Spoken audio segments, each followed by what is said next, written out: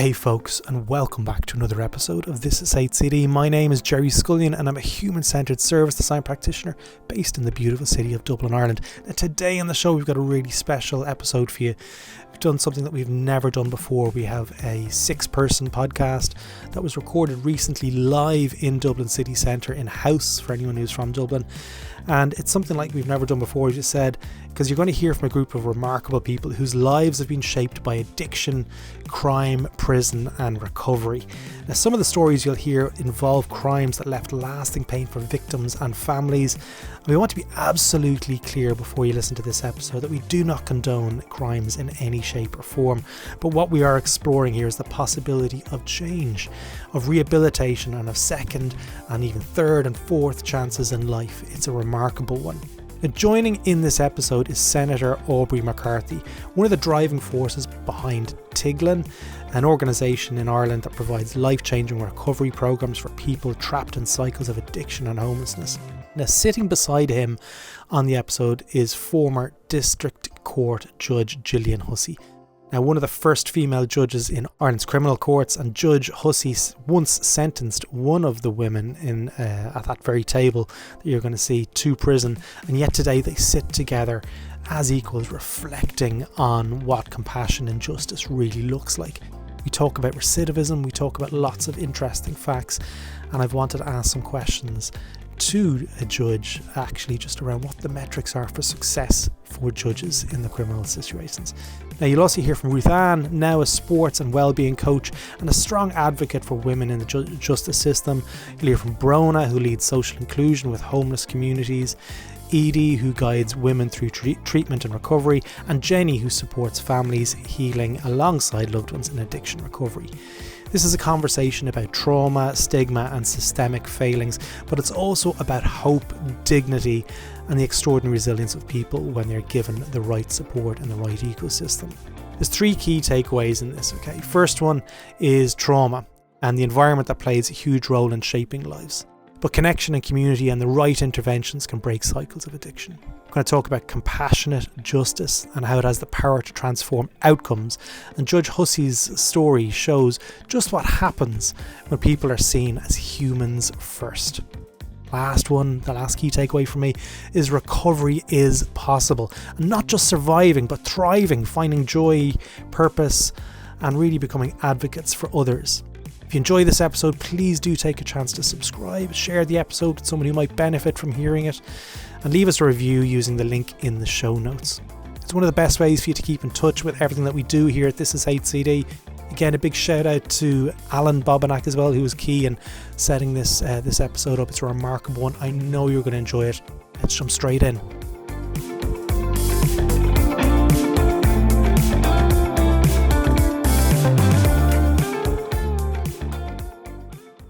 Folks, I'm delighted to have you here.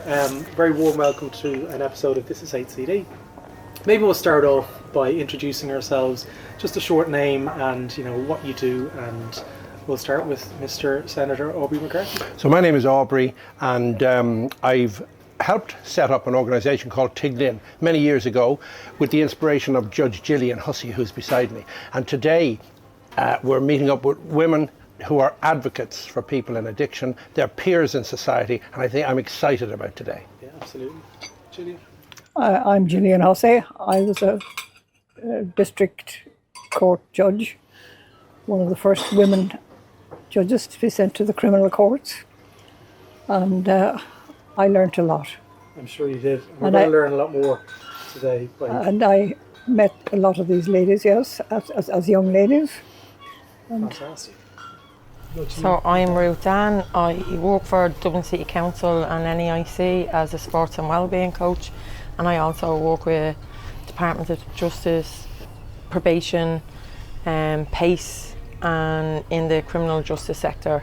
Brilliant. And I'm a massive advocate for women who have went through the criminal justice system. Fantastic. Yeah. My name's Bronagh McBrien.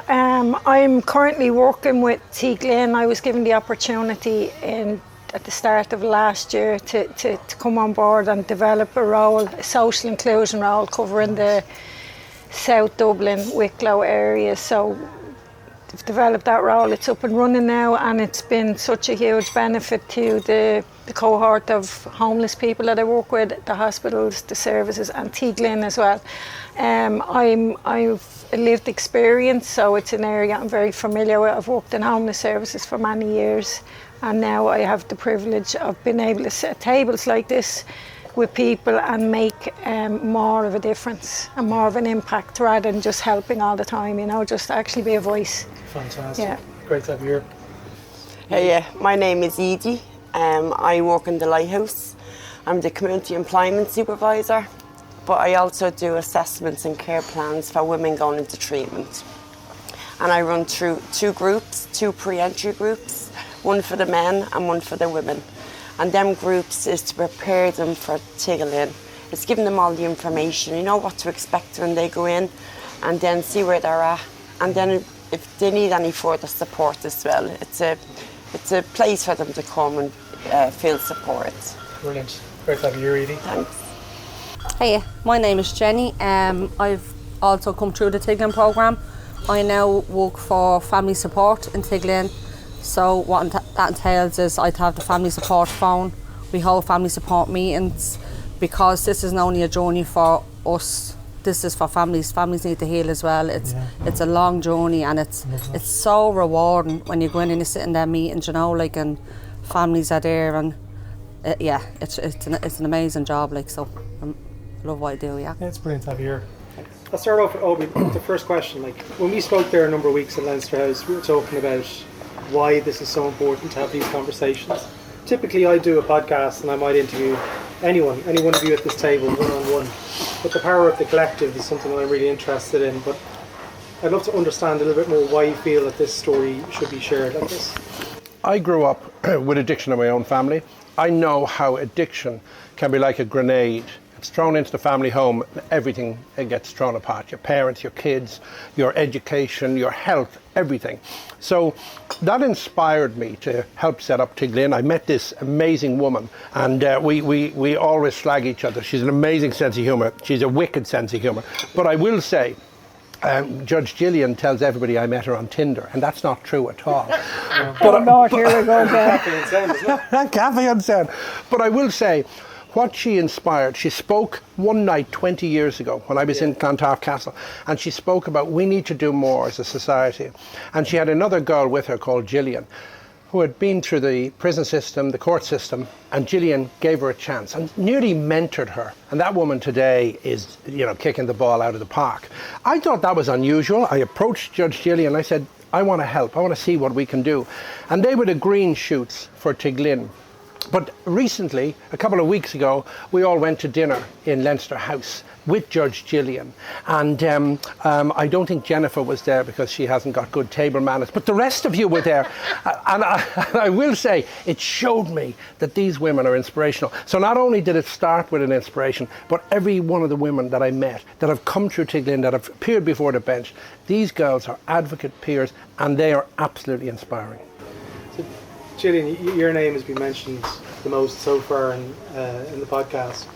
Talk to me a little bit more around your experience with women in addiction in this country.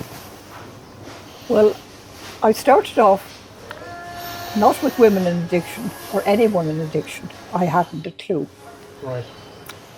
I remember I had a daughter of 14 when I was appointed to the bench. But I was appointed to the bench on the civil side. Okay, yeah. Ladies didn't do crime, and certainly ladies did not go into the criminal courts. And the only recollection I have as a law student of criminal work was it had a book with a red cover. And what was in that book, to this day, I haven't a notion. Because it wasn't going to bother me because women didn't do crime. And about 2 years after I was appointed on the civil side, my president, who unfortunately is dead many, many years, because I'd love to have asked him a question which I hadn't the intelligence to ask him at the time. What the hell made him send me over to the Bridewell? Because it was a terrible, terrible chance. Yeah. And it turned out to be, as far as I'm concerned, a rip-roaring success. Right. Because I learnt so much from the people who stood before me. And how long were you in Bridewell? How long were you? I was about a year or so Okay. in the Bridewell. Now, I had 2 male colleagues, and they didn't like me because I didn't lock them all up. Lock them up, lock them up, lock them up was their motto. And at that stage, I have to tell you this because it's true, but the judges were just about getting used to each other, and they were having what they called lunches together.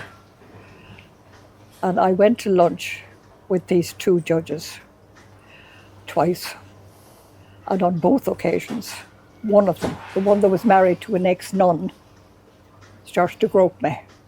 Okay. He groped me on both occasions.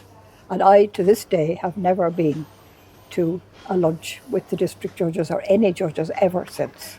Right. Because I didn't think that was the place that I should be. Gerry, can I just say, at that time, you were a maverick because women judges weren't the norm. They weren't, no. Oh, they weren't the norm. But that's what women were for, to be groped. And I wasn't going to be groped, so I didn't go to lunch. Yeah, I understand.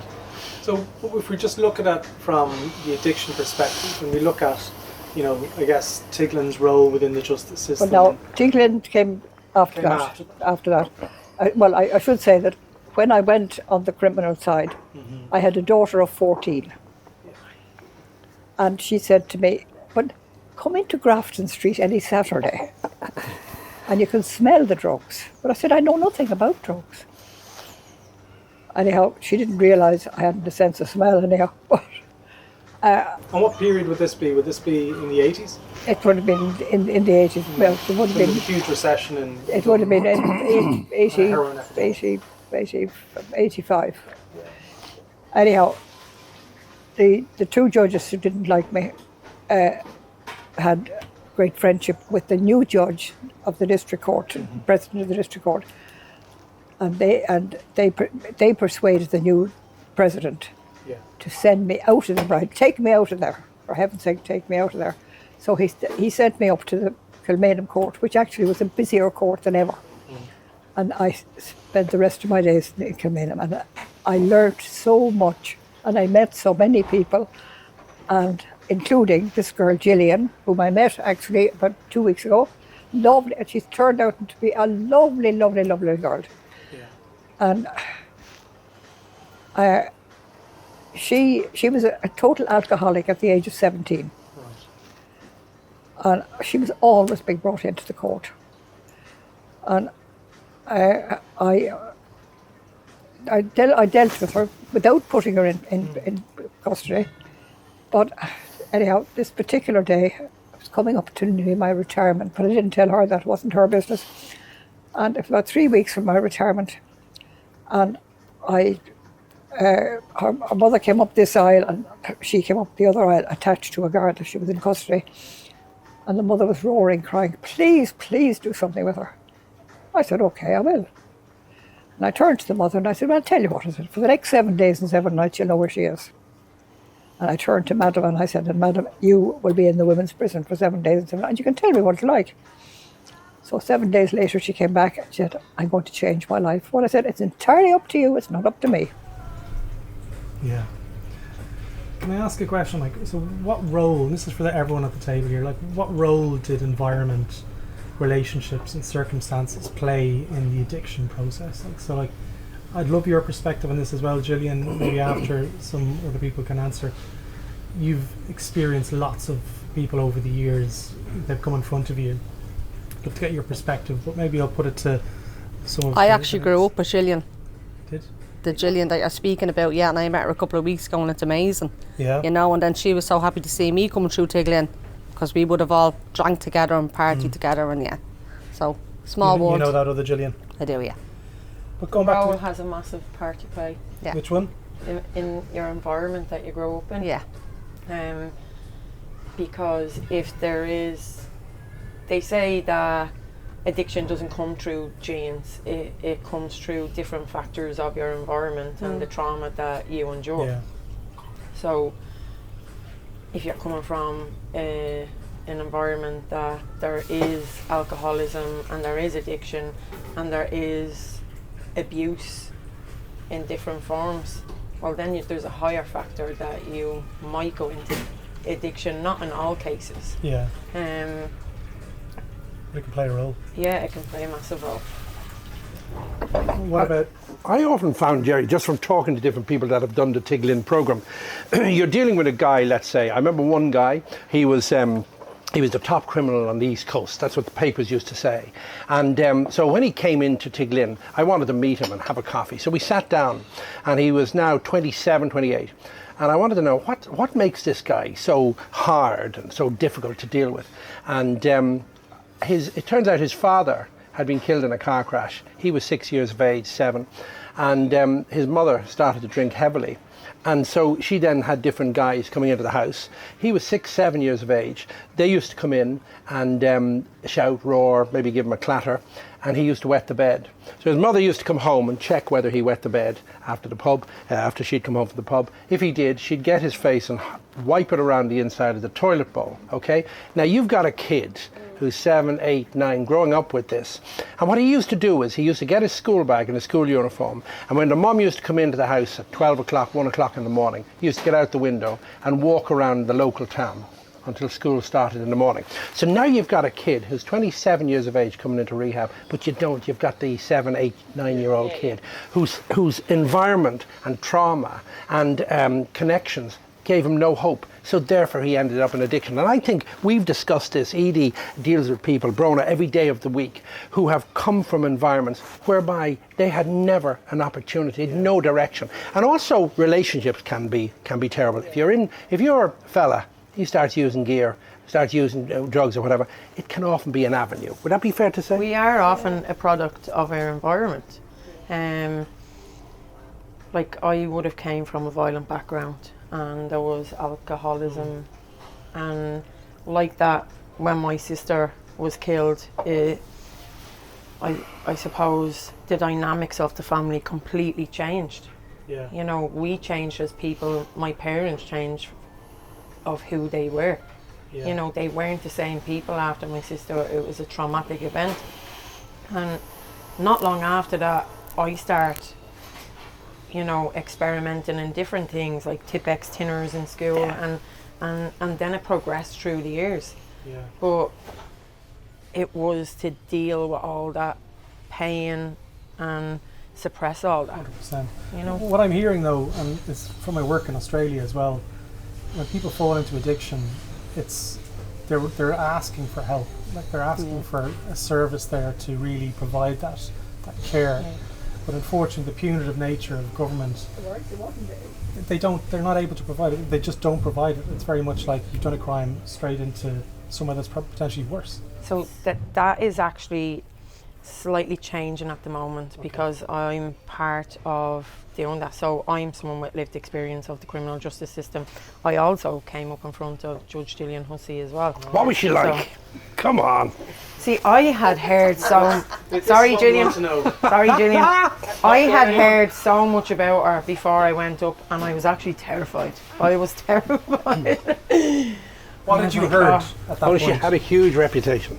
That she, like, was harsh, like, could be harsh, you know, and I suppose, as he said, a maverick. You know, there wasn't women judges, but she did give me the opportunity to get into a treatment place, but there wasn't availability at that stage. So I did end up getting onto a treatment program. Was this pre-Tiglin? This is pre-Tiglin? Yeah, methadone program. So where was that? Who owned that program? It was a methadone program in Amiens Street. It's still there. It's a clinic. It's still there now. Yep. So like, I got on that, and instead of just being on heroin, you know. HSE, yeah. So that was me, and I was just on the methadone for a while, but then it intensified. Then. When was that? In the early 2000s? Oh no, that was 2010s. No, I think it was like 99. Okay, right. Maybe. So you came in front of Judge Gillian Hussey. What was the outcome of that first encounter? I got a suspended sentence because I got onto a treatment program. Yeah, brilliant. So Gillian, what are the factors there that it sounds like you were able to apply some sort of compassion and think holistically to the outcome that ultimately what organisations are trying to achieve? They're trying to think of... Well, first of all, as Ruthann says, the amount of treatment centres was that much. Say that again? The amount of treatment centres available at that stage was about that much. Wow. And it was very, very sad. Yeah. Because I had no say over so much, because there was nothing there to send them to. Yeah. But I do remember that place on Amiens Street. I'd never in it, and must say. But I tried as best I could. But there was nobody there. Now, I used to go around a couple of treatment centres where they had resident people, and I would visit there on a regular basis. And it was actually through one of those that I went down, and I discovered that they had no treatment centre for men to go to, resident treatment centre for men to go to. And it was because of that I said what I said. But I have to say, I was well retired. So that was what, 2008, was it? Was it 2000? Oh no, it was before 2006, I'd say. No, it wasn't. Oh, no. Because we bought Tiglin in 2008. Well, I'm sorry, but I reckon it was 2010, but you said it was 8. Yeah, because we bought Tiglin in 2008. Yeah, well, you bought it only days after Probably so. I made the comment I made with this other Gillian, whom I met only a couple of weeks ago. And she's turned out to be a wonderful girl and a wonderful mother of 4. And I remember when she made that comment at the Clontarf Castle, I was doing a charity auction, and I didn't know any of these people. I didn't know much about drugs. I knew about alcohol addiction. And Gillian Hussey, the judge, came up afterwards, and she had the reputation, she was tough. A Rottweiler would have been friendlier. So she came up to me afterwards and she just said, may I tell you, young man, you're the rudest person I've ever met. Make sure you never lose that talent. And then she walks off. So I was like, is that good or bad? So after that, we became the best of friends. And then she started to, like, for example, Edie, who's sitting here, Edie's family members who would have appeared before Judge Gillian are now friends with Judge Gillian. And you know what? I always remember, because everybody knew who Hussey was. Everybody. Yeah. And I remember, because I used to be up in the court a few times, but I was up in Kilmainham Court. And all you hear was, you're up against Hussey? Oh, good luck to you, you're going down. And I remember walking into the court and I seen Gillian and I looked at her and I went, oh my God, she looks serious. And I said to myself, I would like to be ever up against her. You just had that real, don't mess with me. It was extraordinary, the reputation that I developed. But, it's amazing because I don't know any other judge that has many friends that has lunch or coffee or whatever with people who have gone through addiction centres. Amazing. Can I ask a question, Gillian? It's something I wanted to know for a while. What are judges measured on? Sorry, what? What are they measured on? Like, what's the metric of a good judge in your eyes? I have no idea. No idea. I don't think I'd have ever lived up to being a good judge. Well, obviously, we're talking here today, like so. Yeah, but it's a strange thing. But I'm still very friendly with people. Only about a month ago, I was driven to Tullamore by a man. Sorry about that. Paul, a man who appeared before me, God knows how many times. And we have lunch together on a regular basis. And She was on the Late Late Show recently. No, it wasn't on. What, with him? Was it him? Oh, it was him. Oh, yes, that was a long time ago. And I was on something else. Oh, yeah, I was on Tommy Tiernan as well. Tommy Tiernan caused me to write a book. But I had one thing that I think when I look back on it now, because I hadn't a clue what I was doing, to tell you the truth, I was just trying to be careful. Yeah. Because I knew there weren't many women around and wasn't going to be a good reputation for the women. But one of the things I did was I accepted in my own self that I didn't know a thing about crime or how these people got into crime or whatever. And I went, and the structure of the probation service was different in those days. You went to what I call Little Johnny's house, the criminal's house, the little Johnny's house. The probation officer went to Little Johnny's house. Perfect. Now, if the probation officer doesn't go to Little Johnny's house, what the hell does the probation officer know about Little Johnny? Little Johnny could tell her anything, or him anything. Yeah. And I have 4 probation officers to this day that are good friends of mine. We have lunch, and I occasionally when we have lunch, I'll say, "No, this is on me." And the reason I say it to them is I still owe you that debt of gratitude. And that is for years and years and years. And they in turn brought me up to the then governor of Mountjoy, John Lonigan. And John Lonigan was brought in, not by me, but by the people who decided I was going to write a book. And they launched my book with me and John Lonigan. Gerry, can I just say, though, the way Gillian sees the individual before the court, she sees them, she doesn't see an addict. Okay. She sees Gillian from Ballyfermot or Jenny or Bronagh, and she sees them as a person. And I've always been astounded by that. And we'd go to a graduation at Tiglin, and I'd mention, that's Tommy Flaherty, and she'd go, "Oh, that's Timmy's son, Mary's son." She'd know all of them by name. Even one guy appeared before her one day in the court, and he told her a wonderful excuse about how he's engaged in rehabilitation in Coolmine, blah, blah, blah. She knows Coolmine like the back of her hand. She was on the board of Coolmine. She knew your mum was bluffing. So the guy appears before her, he's told a total lie to the judge. She's able to say, "Sorry, young man, you've appeared before the wrong judge today." So even the guy you've mentioned who drove her to Tullamore, he left her court one day. I think he stabbed a police officer, jumped into the Camac River. I mean, total chaos. They're the best of friends today. So it's totally an unusual territory. See, I found the difference, even though Gillian was quite stern, for mothers and women and people in addiction. She had the compassion and empathy that other judges didn't have. Yes, 100%. And to this day, last week, and this is a regular occurrence, I got a text on WhatsApp from Gillian, and she's asking me, "Aubrey, there's a person in trouble here, can you do something with?" I'm like, yeah, she's 99. Bronagh deals with these individuals on the East Coast every day. So you're dealing with before the courts and all the rest. So I think it's wonderful that even the likes of you see Gillian.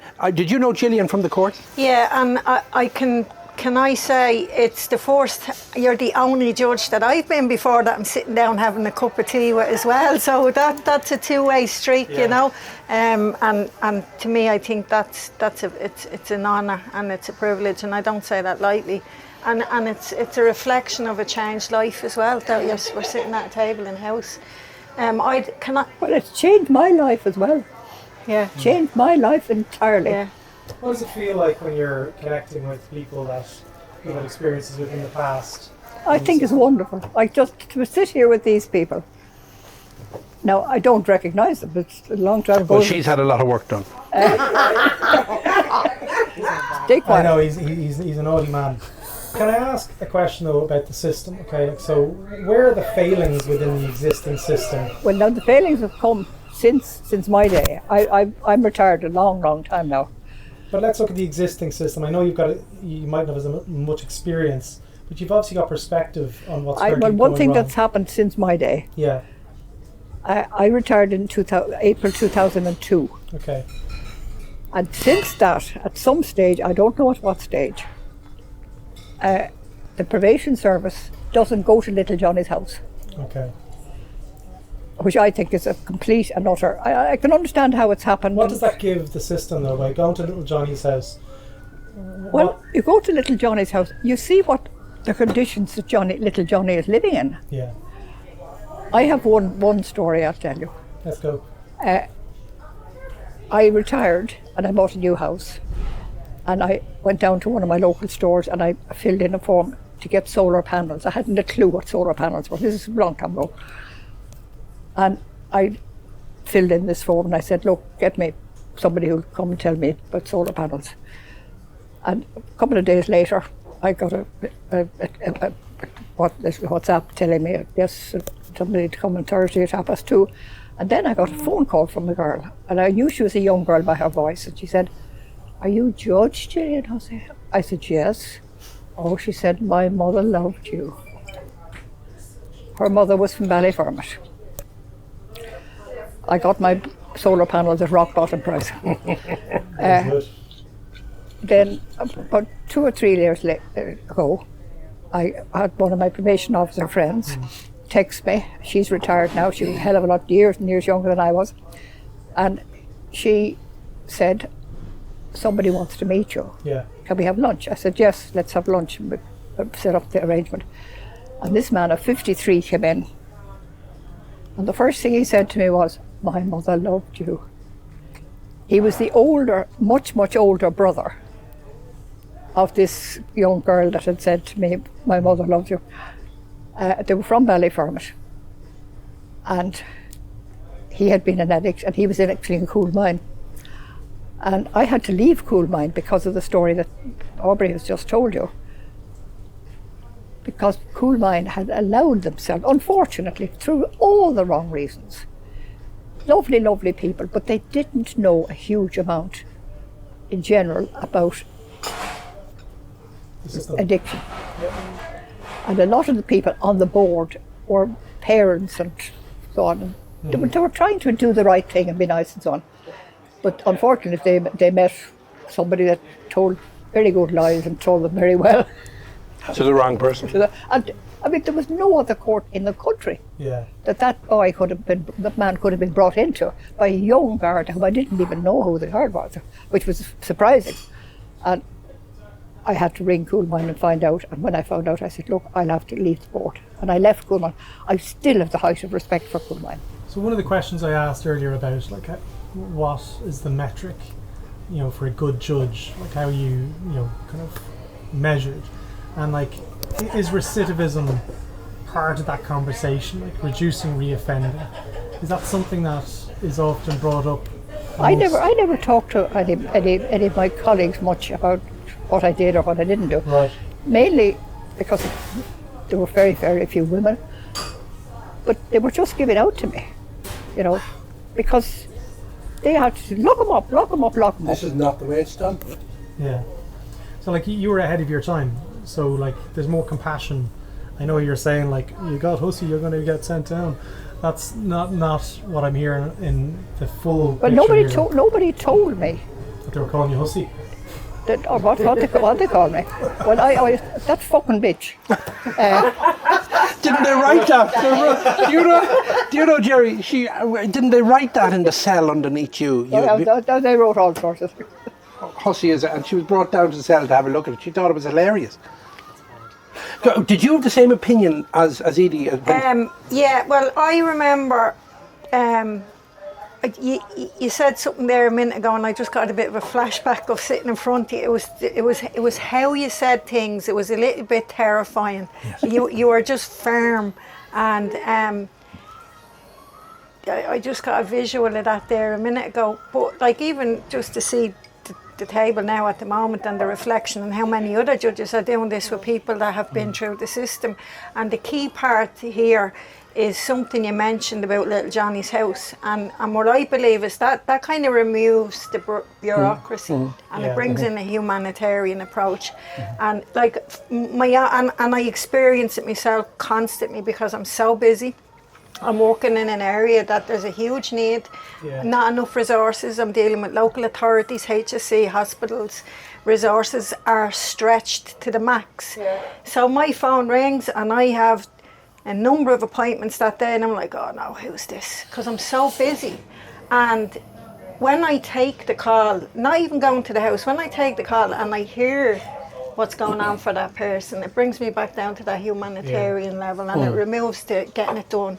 And even going into environments, I'm careful kind of the environments I go into because I'm lone working, but I have went into many different environments. I'm sure we all have, and you'd see it in the Lighthouse.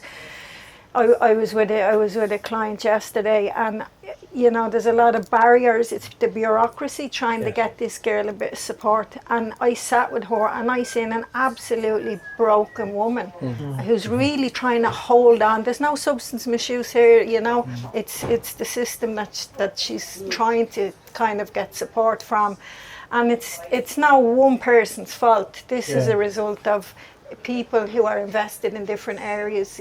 You said earlier on something to do with I can't remember, it was something to do with the system. Yeah, people, but it's like you could sit at a table here, like the majority of us here, we're all invested into the same, and Aubrey's a key. You were talking about earlier on about connection, or sorry, environment, right? So the environment is a huge factor to play in not only substance misuse but also recovery, and even prison rehabilitation. It's environment, and Tiglin is a real champion for that, especially with the space they give the people when they're coming in. They have that space. Matt Agabe says connection is the opposite of addiction, so Tiglin gives them that space for that connection, and then it's when they leave, it's a make or break when they leave, because then it's the system again, the resources, it's the housing afterwards, and it's environment. So they're going back into the same environment where they started in through the system in the first place. So the barriers there really need to be looked at. I'm a firm advocate for early intervention in schools. Connection again is the opposite of addiction, and even connection with the children. I done a training course there a while ago about Theraplay and the importance of repair and rupture of attachments. So family attachments, when there's a rupture with a family attachment, and how it's important to repair that very quickly. But sure, nobody knows this information. You know, the system isn't set up for it. It's schools now. It is starting to become a conversation and a training, and there are schools certain. And how do we amplify that? That's a good question. But I think this is the start. Well, you a senator, bring it. Does anyone know any senators? But you were also saying about the recidivism. Like, they have more of a punitive approach. Still in this country. But it's starting to become, you have so many different lived experience advocates and consultants that are in places of policy and strategy and different bail supports, that now they're starting to see that they need that rehabilitative approach. So, example, probation. I'm on their advisory panel for creating roles for people with lived experience. It's really positive. Now, some of probation officers, they actually go out on runs. I met a probation officer. I was asked to open a conference in UCD, which wasn't even built in my day, and at lunchtime, these two probation officers, two ladies, appeared to talk to me, and it transpired they came from Cork and Galway. And I said, I believe the probation service has changed now since my day. And I said, you know, what happens? I said, you don't go to little Johnny's house anymore. I know. One of them said to me, I know, but I cheat. And I said, how do you cheat? She said, I take him out for coffee. And I said, brilliant, absolutely brilliant. I mean, can you imagine as somebody going to the probation officer's office or going out for coffee? I mean, the difference for that child or young person, it's enormous. So when I was part of the probation strategy, so of putting that together, and in part of it, it was like, how do they better support their clients? And these kind of things, go for coffee with them, meet them at their home, go for a run. My probation officer that I had in prison, I actually brought her back into the Dochas last week, and she took part in the colour run that we had in there with the women, and I brought in a guard that I know from Inner City Running Club, and I brought a lady that works in Department of Justice, she's also in our City Running Club. Yeah. And they came in and they couldn't believe, you Yeah. know, the connection that they got, sure. because they didn't see them as probation guards or department. They seen them as human. Absolutely. It was the connection. I think that's what huge. I think that's what breaks down the barriers. Ruthann would have come to us through our homeless outreach that Gillian and myself would do. It's called the No Box. Now it's called the Lighthouse. But Ruthann was a client. She was going through a very dark period. Now I'm in Leinster House and I see her in the corridor. She knows every minister, every TD. She's an advocate for something because of her lived experience. I really only came down because I fancied you. See, there we go. But I think that's what makes the difference. And I will say, and Jenny can testify for this, even our outreach, I used to bring Gillian out to the outreach, and I remember the first time I was saying, I don't know, you're the judge, you probably put a lot of these people away, I don't know if it's safe. And she said, no, I'll wear a hood or a hat. So we're walking down Talbot Street, right? And the bus is parked around the corner on O'Connell Street. And the bus is a big coach, it's got a kitchenette, it's got couches and the awning, and everybody comes through, feeding about 80 people a day. And next minute we're walking down Talbot Street and Gillian's there, and next minute I hear, Hussey! And I go, "Jeekers." And there's this young lad across the road, about 30, and he says, you put me away for 4 years, something like that. And she goes over to him and she says, and was I right? And he goes, yeah, I suppose you were. I totally disarmed the situation. He came to the bus. So I think one thing I have learned is there's equality. Gillian doesn't see any difference between you, me, or the fella coming to the bus, or any of the women, and we've always felt equal. And now I notice these girls are carrying on what she started, so that everybody's equal. A spread. And even Jenny, you're back in your career. This girl is a phenomenal mother, a phenomenal lady in her own career, and I'm just saying she's an example that people can look to. I think the eyelashes are fake, but everything else is real about Jenny. I grew them myself. Did you? Okay, well then, but I will say she's an example of what women need in Ireland. Yeah. When we look at the barriers that are present in the current system, can you talk about your own experience, what those were when you came out of prison, accessing support services and so forth?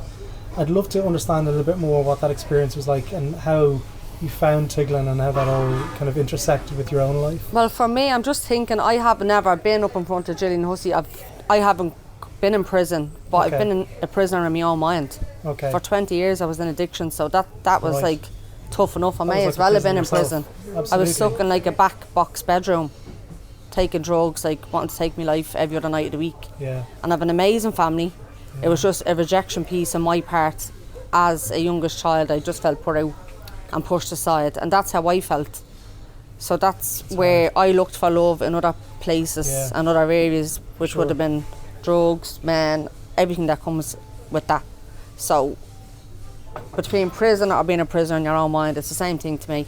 Yeah. So that's where my piece was, the rejection piece. Yeah. So to come from 20 years, I'll be 4 years free now from alcohol and drugs, and it's because of Tiglin. You know, Tiglin, well, I got brought, I was guided, God put people in my path. I don't know if this would be a faith-based thing, but He did put people in my path. I got brought to an amazing church, Liberty Church. They led me to Tiglin. Tiglin provided that space. I only went in, I worked for the HSE for 20 years. I had an amazing job, which I left. I went home for 18 months. I went to family base in Ballyfermot, which works with a lot of kids, which helps. They do the door-to-door. They visit little Johnny's house. They bring them for food. Like, I'm just listening around, and that's what you know yourself, Ruthann, from being from Ballyfermot. That's what family base does. Yeah. So when I was working there for 18 months, I came back on the CE. When I came home to my own daughter, I came straight home after completing and graduating the programme. It's amazing. I noticed that the families need support, and I was watching the kids. And I actually look at my little daughter now, and she's 12. And you know, years ago, I used to say, Check, you're going to have a little one like you. And it terrifies me because she has little behaviours. I'm like, oh God, please don't be like me, Mia. No, but it is what it is. But she got terror play in Tiglin. She's doing amazing. She's thriving. She's an amazing Irish dancer. She's doing really well, but there will be little behaviours there. Yeah. But I continue to work on that. So what I do today for myself, it helps her. You know, so if I do the right thing today, she's good today. Do you know that kind of way? So I came back down to Tiglin, and that's how I came into family support. Okay. Can I just, is anyone here with any children that maybe went into prison? I'd love to understand the perspective. I did. You did? Yeah. I'd love to understand that perspective. I know a girl, and you all know her too. Just on that, like, 1987. 1987. I was only really in my infancy learning myself, and I was then down over in the Bridewell. I think it was in the Bridewell. No, it must have been up in Kilmainham. This young girl, she was 21 or 22, in Ballyfermot. Now, when I went on the bench in 85, I didn't know where Ballyfermot was. So I learnt a lot between that and 1987. I knew where Ballyfermot was. And this young girl, anyhow, she stood there and she was charged with having €300 worth of cannabis. And I said to the solicitor, I am not taking this case. She pleaded with me. I said, I'm sorry, I am not taking this case. It's going to the circuit court, where she'd get a much heavier sentence. And because of that, then we had to give a remand, and she had to have a book of evidence served and so on. Her father then went to the solicitor and said, what will happen to her when she goes to the circuit court? The solicitor said, she'll get a sentence. So anyhow, she got the book of evidence. And when the book of evidence was served, the father took her off to England to work with him. And the book of evidence came before the circuit court, and there was no sign of her. Anyhow, warrant issued, and she eventually finally appeared. And the next time I met her was in Tiglin. She's doing amazing. She's doing amazing. An amazing lady. Yeah. An amazing lady. And I have, only yesterday I sent her a text actually. And we're going to hook up. She's now working in Rialto. Mm-hmm.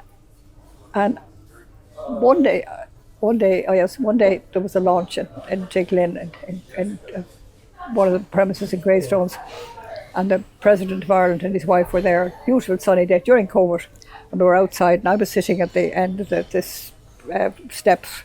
I was sitting on a chair, and the President and his wife came down, and they stopped to talk to me.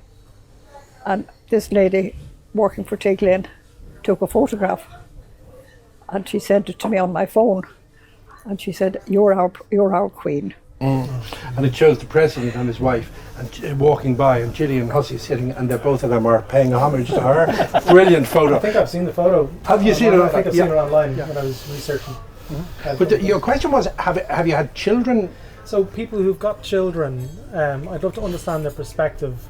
If you're dealing with men and you're also dealing with women, okay, what role, how does it shape the outcome if somebody who's in front of you has a child? Like, what does it look like if they're sent to prison? Like, what services are there? I didn't have that. You don't know the information? I had no information, and it's really only since I've got friendly with Ruthann on LinkedIn Yeah.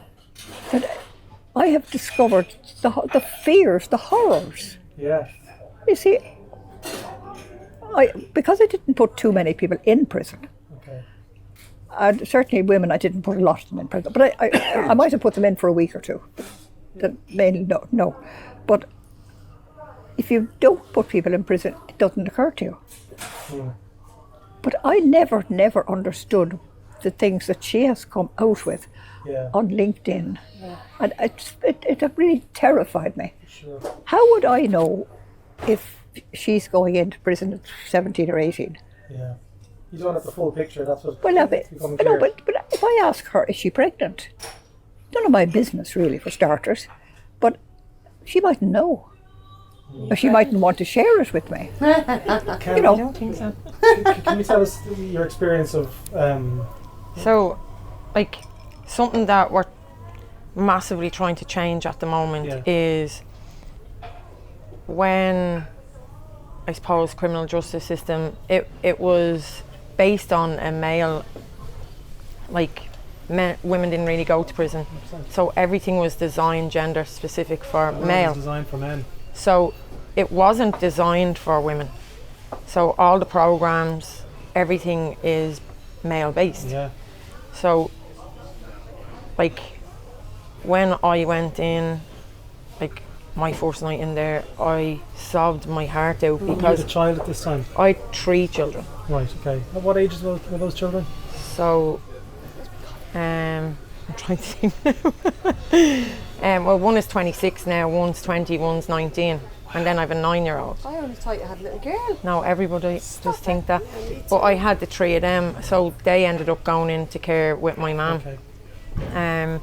But this is where the system kind of fails. They don't take into account that the person loses their home, the person loses their kid, Tulsa gets involved, they lose their education, they lose the support systems that they have, and them support systems don't come in.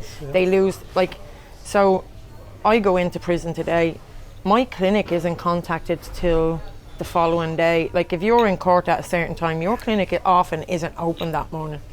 So you're getting drugs to go to court with you. Like, sorry So to when say, you were in but custody with the guard with you, you'd have drugs on you. oh, I was well packed. Is that the term? Wow. So what happened? Can we talk a little bit more? Again, like, it's like you don't want to discuss it any further. I completely No, understand, so but what like was it like when you went to prison? Like, what happened to your children? Like, who supported you? through my that? mum, I was lucky, but a lot of women don't have that. A lot of women, their kids are gone into care. The Irish mammy. So Yes. I was pretty lucky that my mum and her husband became guardians and full-time foster carers for my 3 children. I was there for nearly 4 years. So We used to go in and out. I used to meet her in prison. no, as he well. used to go into Catherine Evan. Sorry, he didn't come into me. She used to fancy me. But what was fascinating Me or Catherine? there, both of you. But Gerry, do you know what was fascinating? I saw women who should never be in the prison system being involved. Edie, just not to take the story away from you, but Edie was 8 months pregnant. She was living in chaos, in marginalisation. She'd no TV licence. They arrested her and took her in. 8 months pregnant. Yeah, they took me in. I nearly had a heart attack. And I was living in Dolphin's Barn at the time, right? So you had flats there, flats here. Everybody knows everyone's business. And they pulled up in the car and I went, will you go around the corner and I'll get in around the corner? Because I was so embarrassed. Yeah. And he said, no, you have to get in now. 8 months pregnant? Yeah, I went in and I got... baby in prison? No, I was only there for 3 hours, thank God. Yeah. Because it was a fine, do you know what I mean? You had a baby in prison? I carried my child, I got out 14 days before. And you had the baby in prison and then No, I had her, they released me 14 days before. So your whole pregnancy was in prison? Yeah. See, I remember meeting you in the garden in the front. It's mad. I didn't, You were sent in by the circuit court. yeah, but I didn't go into prison pregnant. I got out on a weekend. Right. And what happened? Anyway, Aubrey.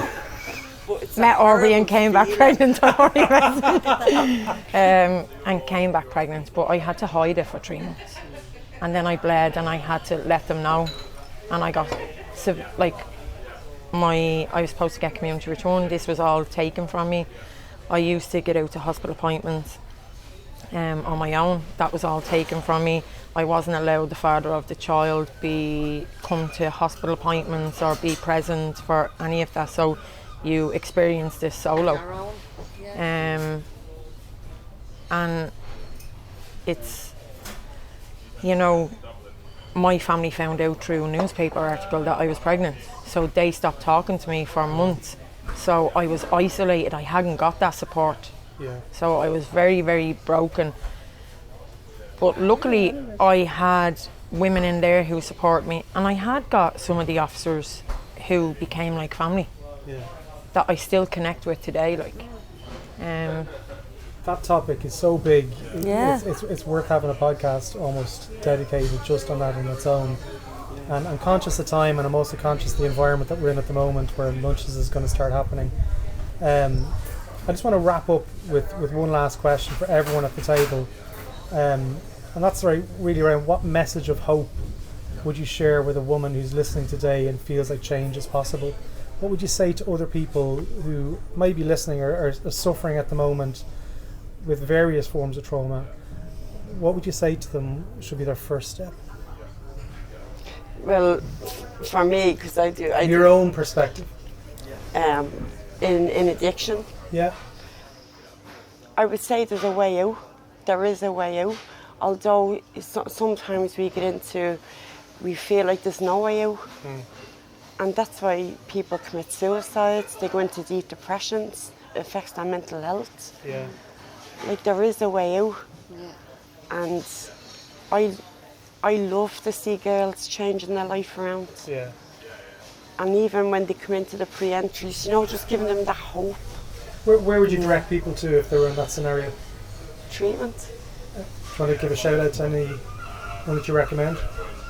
Well, Tiglin. of course. Tiglin. But you work with them all, don't you? And she works with people at the most marginalised, vulnerable. So what you do is amazing, and I will say that. Yeah. And I think with your lived experience, you're able to see the person where they're at. Yeah. She sees the woman 8 months pregnant being arrested for a TV licence that's on drugs. You know, so Yeah, and I've been in Tiglin myself, so I know the programme. I know. And like when I went in, I had no idea I had stuff to work on. I thought I was just going to go in and get away from the drugs. I know. But then when I realised everything that I needed to work on. And do you know what? Even take the addiction away, everybody has rejection issues. Yeah. Some sort of trauma, low self-worth, loneliness, depression. We just spoke about Everybody this. does. Yeah. Anyone else, anything else you want to add? I remember when I first actually genuinely reached out for help. Help was offered to me, but I couldn't see it. I was in too much chaos. I wanted it, but there was too many barriers in the way with my own kind of cognitive dissonance. It was just, and I remember I actually went into a faith-based program initially, who signposted me then to Coolmine. And I remember the conversations that happened where we're not judging you. There's no judgment, and that was key, because your self-worth is just on the floor, literally. And anyone here that's lived experience will agree. So the key here is there's no judgment. If you reach out, there is no judgment. And we live in an area of social media and technology. If you don't know where to go, Google. Like, it's that simple. Google support services in your area. Obviously, put Tiglin in first, because they're the main point to call. You've got Tiglin, you've got Coolmine, you've got HSC, you've got local addiction teams, you've got churches, there's support groups. But if you don't, and Google, get a phone number. You can get any, I'm sure most of our phone numbers. You can get mine. No, you can't get it online, but you can get me through Tiglin. I'm sure you could get through to Ruth. Yeah, Edie, through Tiglin, Jenny. Online. Yeah, brilliant. You know, so the information is there. If you can't meet a person to give you that information, Google is a good starting point. You know. And can I just say, if there is any barriers, you know, the reasons why people say, no, I can't go into treatment, because, like, whether it's own rent, some people even own rent. I know, if they're going to be nearly evicted, that'll stop them from going to treatment. That's where you come in. Yeah, they call me then. Yeah. So for me, like, don't fear having to go through the pain. Don't fear having to reach out to someone. And also, like, your past does not define you. Yeah. So don't live in that past. Yeah. A lot of the times people are afraid to get to know themselves, and afraid to, like, they use the drug as a safety blanket, as that crutch. Let that crutch fall. Release the blanket from your shoulders. And, you know, reach out to, whether it's Tiglin, whether it's a HSE service, or anybody. Like, there's a lot of different programs out there. Don't be afraid to reach out to someone for support. Yeah. You know, that's taking that first step is so important, and sometimes it's often the hardest. Yeah. You know, but it'll be the best journey that you will ever go on. Gerry, can I just say, if you look around the table, what you've done today, I think you've you've the tip of the iceberg here. There's something special around this table, and I absolutely sense it. And for too long you've seen GAA players who have come out and talked about their recovery, mostly men. Now you've got 4 women around the table who are dynamic. One who is key in family support. One who is Edie, who is key, Jenny, family support. Edie works with people that are marginalised, pre-entry, people that are heavily in addiction. Bronagh works with people that are homeless on the streets. Ruthann works with people that are in the prison system. And I put it all down to the inspiration that Gillian Hussey led nearly 20 years ago. And I think if anything, it's a legacy, and you girls are continuing what Hussey started all those years ago. And I think it's the start of something very, very special. Can I just add something in there, because I didn't get to jump in there? For me, it would have been my pride. My pride wouldn't allow me to, especially being from Ballyferma, like a lot of people would have known me as the joker, and I was a merry drinker, but it was at the end of the night where you're at home, you're on your own, you're with the bottle and you want to just end your life, you know. But outside nobody knew that. It was all the masks, so it was like hiding it. So it was my pride. But I remember my dad was a dry drunk. He was sober for 28 years before he passed away, and I always said I do not want to turn into my dad. Did not want to, and I could see myself slowly turning into that man. Do you know, and I love my dad. It's my dad at the end of the day, but he would have put a lot of fear in my life growing up as a child. But when I had a daughter then, I was like, I don't want to put that fear into her. And that's always, they're my fears, you know, and I've learned through counselling, I can't put my fears on her, you know. So for me, it was my pride and my ego, and that's coming from a woman, do you know, like, and that's what I'm now going to celebrate recovery. I'm going to a STEP programme, and it took me 2.5 years. I've done a lot through church, but you have to come to a place in your recovery where you're ready to move on to the next season. You know? Can I just mention just one thing? We used a tagline many years ago, and it was Tiglin, life beyond addiction. And what I found is, you look around here, you've got the most beautiful women who actually are fun. They live lives that are exciting. Recovery can be fun, and there is life beyond addiction. And each one of you, like, we have the best of laughs. When we Edie and myself did a TV show recently on RTE, we just couldn't stop laughing. We went into knots, you know. So, and I know each one of you have a dynamic personality, and I think recovery should be about fun, should be about life.